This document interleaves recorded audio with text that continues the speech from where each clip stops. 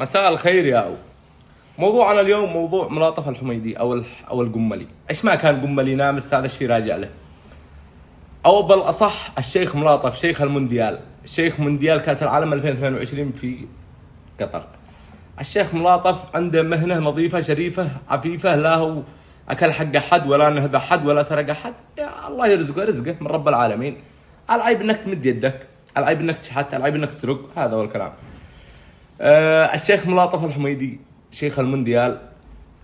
اليوم أبشرك اجتمعت قبائل من المكسيك وقبائل وجهاء ومشايخ من الأرجنتين، والموضوع قدو عند أبو كريستيانو، قدو عنده غير فصل.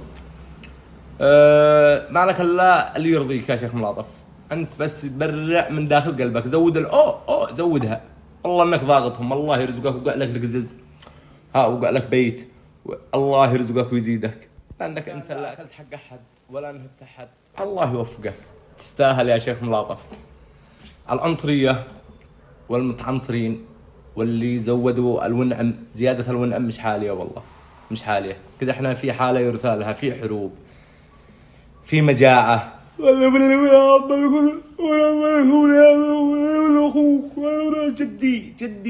جد عدنان ولينا، جدك الله يرحمه، جدك لو هذا كان يورث لك قبع، ما لك قبع كلنا متقبعين يا حياتي يا اصل العرب. فملاطف الله يوفقك، والله فارح لك من داخل قلبي، ومبروك على الجيب اللكسس، ان شاء الله تهوك في صنعاء وتحرق كم من شنب وعساره.